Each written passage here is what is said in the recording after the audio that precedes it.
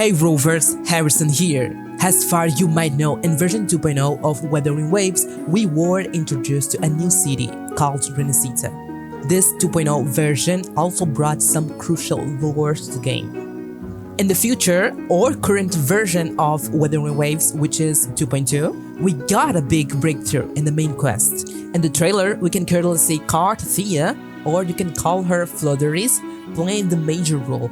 If you're still not aware about who is Cantella, I will briefly explain. Cantella, also known as Flooderies, her original name, is one of the most important characters in Wuthering Waves lore. She was a common girl, carefree, until she wields a divine power, which used it to save Reguna from the calamity. She had to sacrifice herself in order to save Reguna from the calamity. Because of this magnificent act, she is worshipped in Reguna, and she also becomes a remembrance in story and tales. She was also adopted as the Blessed Maiden from the people in Reguna. After her sacrifice, she disappeared, and most people believe that she is dead.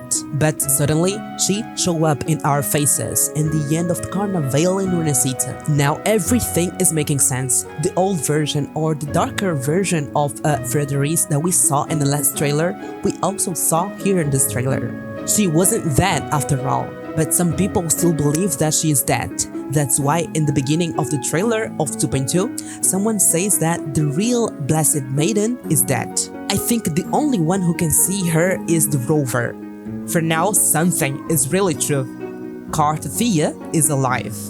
She is the one the people calls the Blessed Maiden, who is the only one who can wield the Sword of Divinity. So there's a ton of secret things to uncover in this 2.2 version of Wuthering Waves. In this version, we'll also encounter the mysterious bard with horns that Koro suddenly revealed in the last trailer. She will help the rover to find Cantella's whereabouts. About the new resonators that came in this version, we have Cantella Phasalia. She is that girl surrendered by jellyfish that we saw in the last trailer too. She is a 5-star Havoc Resonator, Rectifier Wielder. In her basic attacks, she draws her umbrella that looks like a jellyfish, and then she turns it into jellyfish. By performing basic attacks, she will build Forte Gauge. When her Forte Gauge is full, by performing her heavy attack, she will enter into the Mirage state, and she will use a jellyfish as Share. In this state, her attacks become so fluid and smooth, like a fish in the deep of the ocean. By using her to attack in this state, she will keep consuming her Forte Gauge, but she will also heal the other party members in the team.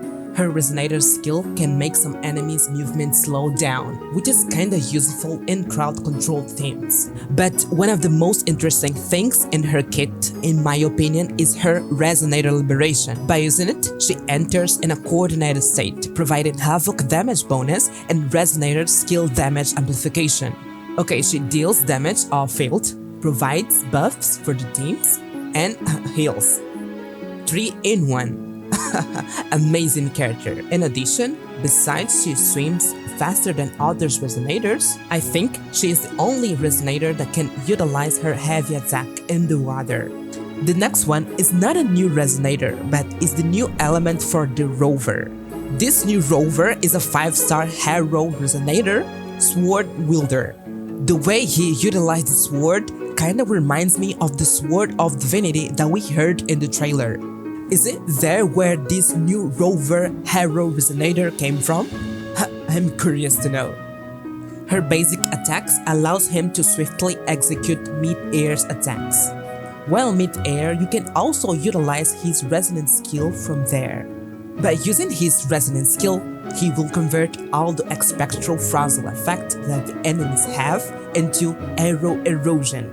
This Aero Erosion is stackable. When you have enough Aero Erosion, he will summon a great sword to deal greater damage. By using his Resonator Liberation, he not just deals greater damage but also restores the HP of the party members. So, he's a DPS/healer. As you know, all 5-star Resonators have their respective 5-star weapons. As this new rover is a 5-star Resonator, he doesn't escape this rule. There's a designed 5-star sword for him. But don't worry, you don't need to buy it or pull to get it. Okay? They will give to us for free. Okay? For free. Yeah, you heard well. For free. The people in Genshin never got a 5-star weapon for free. Do you know it? And this weapon is not just a common weapon, it's a treasure for the Facilias family, according to the game's lore.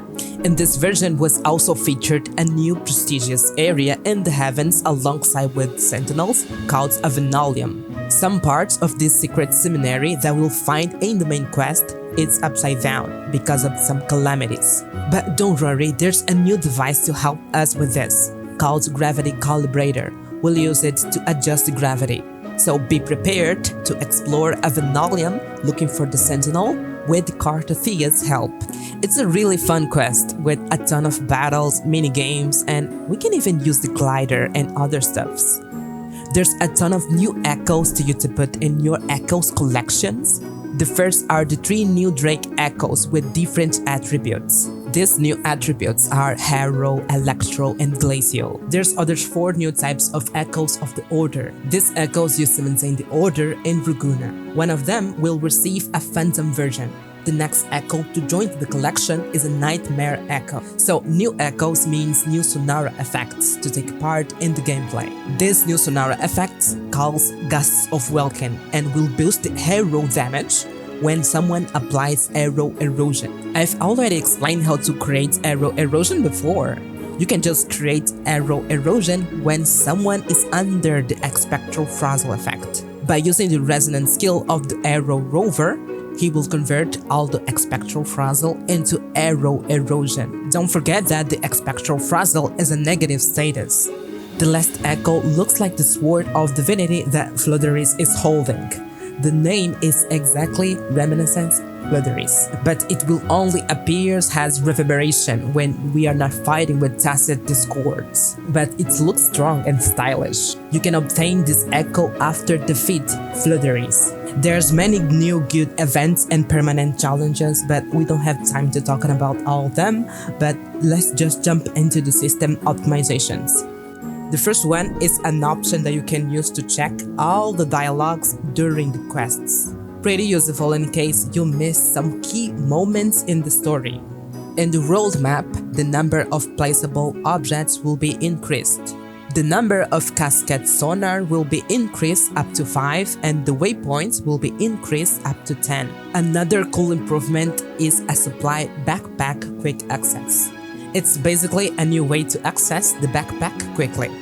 For example, when you are leveling up resonators, if you don't know if your materials are enough, you can quickly access the backpack from there and even synthesize items from there too. What a good thing! The next optimization is even better if you are someone who likes decreasing the brightness to gain more contrast. This thing is for you. There's more options to adjust, including the saturation and the on contrast. Thank you so much for watching until here, you are special. Now, don't forget to leave your like and subscribe. If you want to know more about the changes we got in Wuthering Waves lately, click here in the next video. I see you there.